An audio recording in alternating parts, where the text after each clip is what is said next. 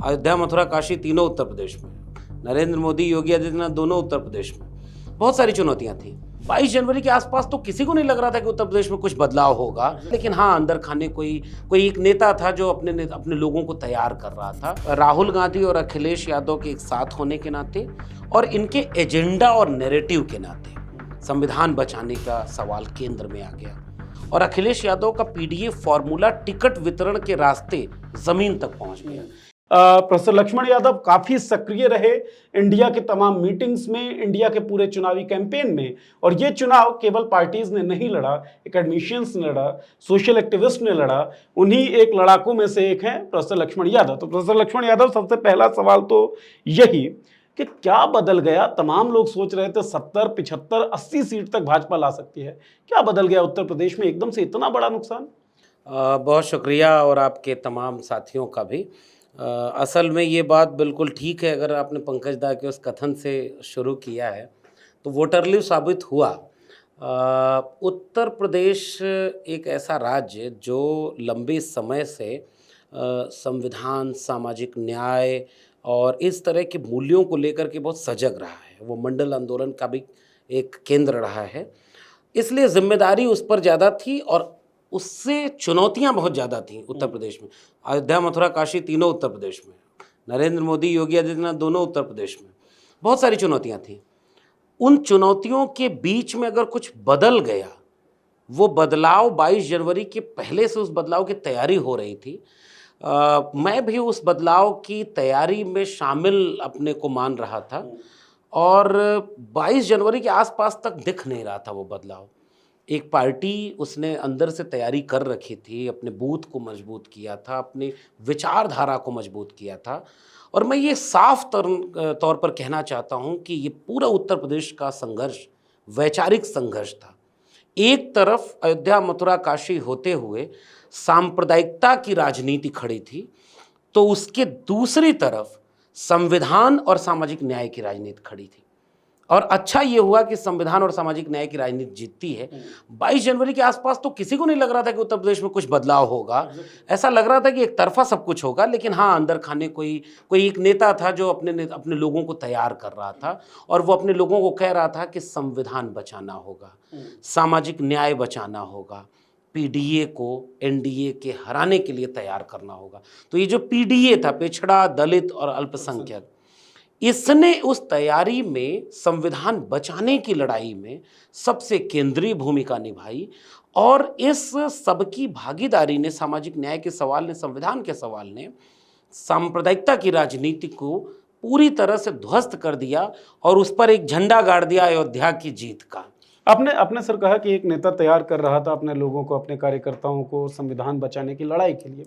बड़ा उदासीन रहा ये चुनाव। तो वो जो लड़ाके तैयार हो रहे थे, वोकल क्यों नहीं थे? कोई खास स्ट्रेटजी थी क्या?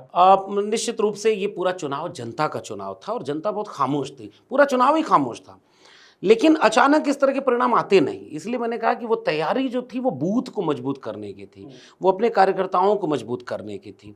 वहाँ एक राउंड की तैयारी एक पार्टी, और असल में केवल चुनाव पॉलिटिकल पार्टियों ने तो लड़ा नहीं।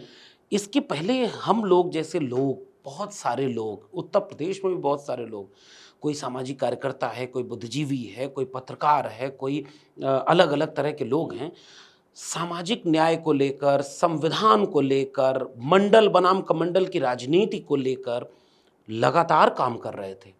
समाज में जागरूकता थी, उसको चैनलाइज करने का काम नेता का होता है। ये जागरूकता कहाँ गायब हो गई थी 2014 या 19? निश्चित रूप से वो अलग परिस्थितियां थी। वो परिस्थितियां ये थी कि झूठ कई बार हावी हो जाता है। 17 के चुनाव में यही अखिलेश यादव ये काम कह रहे थे कि काम बोलेगा। हमने क्या नहीं किया, metro, express way, ambulance, police, laptop, क्या नहीं किया, लेकिन वो काम नहीं बोला और बुरी तरह हारे। तब उन्हें समझ में आया कि यार झूठ लोग बेच ले जाते हैं। 22 में फिर से वो लूट लिया पूरा। कई सीटें ऐसी थी जिसको बाकायदे लूट ली गई और प्रशासन का भी रोल अलग था। बहुत तरह की चीजें थी। इस चुनाव में वो सारी नाराजगी काम आ गई। ऐसा नहीं था कि उस समय सारे लोग बीजेपी के फेवर में चले गए थे या वो आंदोलन खत्म हो गए थे, सामाजिक और सांस्कृतिक आंदोलन चल रहे थे। हाँ, वो या तो कहीं बिखर गए या टूट गए। इस बार सब एक जगह संघनित हो। सर, आप जो संविधान का नाम ले रहे हैं उस पर मैं आऊंगा। पंकज श्रीवास्तव जी, आपसे भी ये बात मैं पूछूं कि कहा जा रहा है कि संविधान को बचाने की लड़ाई थी, इसलिए ये लड़ाई इतनी महत्वपूर्ण और इतनी जबरदस्त तरीके से लड़ी गई। मुझे लगता है कि एग्जिस्टेंशियल क्राइसिस था पार्टियों के पास। चुनाव ना जीतते तो शायद एग्जिस्टेंस में सवाल उठ जाता, और जब एग्जिस्टेंस का मामला आया तो अच्छे तरीके से लड़े। नहीं, पार्टियों के एग्जिस्टेंस से ज़्यादा संविधान के एग्जिस्टेंस का सवाल है। जब एक पार्टी के सांसद, मंत्री खुलेआम कह रहे हो कि हम संविधान है उसको बदलेंगे और इसलिए हमें 400 सीट चाहिए, तो ये कोई सिर्फ आशंका नहीं थी। और उसके पहले भी जिस तरह से आरक्षण को लेकर पूरा विचार था, 2015 के चुनाव में तो आरएसएस प्रमुख ने कह दिया था कि समीक्षा होनी चाहिए, या उसके बाद जिस तरह से सार्वजनिक क्षेत्रों के निजीकरण का पूरा अभियान चलाया गया, जिसने सबसे ज़्यादा नुकसान किया वो आरक्षण को किया। और राहुल गांधी ने जिस तरह से पूरे इस नफरत भरे माहौल में पहले यात्रा की, कन्याकुमारी से कश्मीर तक, जिसको भारत जोड़ो यात्रा कहा गया, जिसपे उन्होंने कहा कि मैं नफरत के बाजार में मोहब्बत की दुकान खोलने आया हूँ।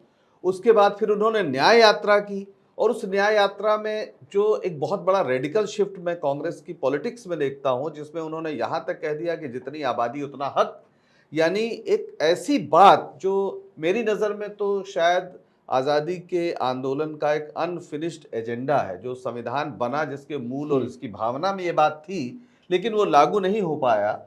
तो अब जबकि इस तरह से हमारे देश में असमानता इतनी ज़्यादा है कि दुनिया में उसकी चर्चा हो रही, तो एक बार फिर से उसको पलट के उस बुनियाद पे चीज़ों को लाने की कोशिश राहुल गांधी कर रहे थे। और राहुल गांधी और अखिलेश यादव की जो जोड़ी आई, उसने उत्तर प्रदेश में एक बड़ी संभावना पैदा की और एक विश्वास पैदा किया, क्योंकि उससे ये हुआ कि ये जो गठबंधन है ये राष्ट्रीय परिदृश्य को बदलने की क्षमता रखता है कांग्रेस के जुड़ने से। इसलिए अखिलेश यादव बिल्कुल ठीक कहते हैं कि 1+1 11, 1+1 11 हो गए।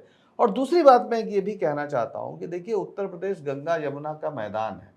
गंगा यमुना जिसको कहते हैं गंगा जमुनी तहजीब, जहां संगम है, जहां पर लोग मेल जोल करके मिल के रहने की एक लंबी परंपरा से जुड़े हैं, जो कबीर और रैदास का प्रदेश है, जहां पर इस बात को कभी देखा नहीं गया इस तरह की लोगों को कपड़े से पहचानो। जो राजधानी लखनऊ है उसका सबसे बड़ा मंदिर जो है अलीगंज का लखनऊ में, वो नवाबों एक बड़ी बेगम थी नवाब साहब की, उन्होंने बनवाया। या जो अयोध्या है, उस अयोध्या में हनुमानगढ़ी नवाबों का बनवाया हुआ है। तो यहाँ इस तरह की बात थी ही नहीं। सर, एक चुनाव परिणाम आया, उसके बाद उत्तर प्रदेश को परिभाषित करने के लिए नए नए विशेषण आए, लेकिन उत्तर प्रदेश को परिभाषित करते हुए गोबर पट्टी का भी यूज हुआ। बुलडोजर न्याय को सेलिब्रेट करने वाले प्रदेश के रूप में भी लोगों ने इसको जाना, जहां पे मौतों को भी सेलिब्रेट किया जाने लगा था। उत्तर प्रदेश का कैरेक्टर किस तरीके से बदल गया एकदम से एहसास क्यों हुआ?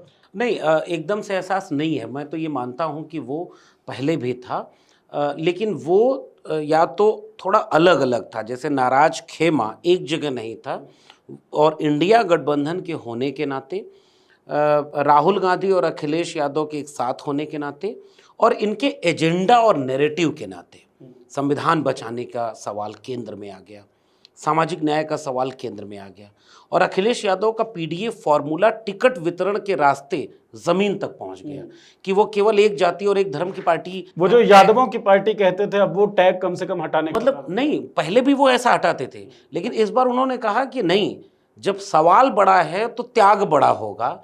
इंक्लूसिव पॉलिटिक्स की अगर बात हम सामाजिक न्याय की करते हैं, तो अब सामाजिक न्याय एकदम से लागू किया, और टिकट वितरण में 62 टिकट सपा ने दिए। जैसे हम 85-15 कहते हैं ना, वो 85-15 टिकट का आंकड़ा निकाल लीजिए। 15 वो भी हैं, समर तबके के लोगों को भी टिकट दिया, वो भी जीत कर आए, और 85% जिनकी आबादी है उनको पीडीए को 85% टिकट दिया, और वही पीडीए कामयाब हुआ। और वो जो एक जगह खड़ा हुआ, संविधान बचाने के लिए खड़ा हुआ, कल्पना करिए कि वो पार्टी जो जिसके लोग संविधान के सबसे बड़े लाभार्थी थे, सबसे ज़्यादा अपनी पार्टी को लेकर कैडराइज थे, इस बार के चुनाव में उन्होंने सपा को वोट दिया। एक वो तबका जो बीजेपी की तरफ चला गया था झूठ बोल के कि भाई बीजेपी, सपा ने आपको कुछ नहीं दिया तो आप बीजेपी की तरफ आ जाइए, और वो बीजेपी ने उसका फायदा उठाया था।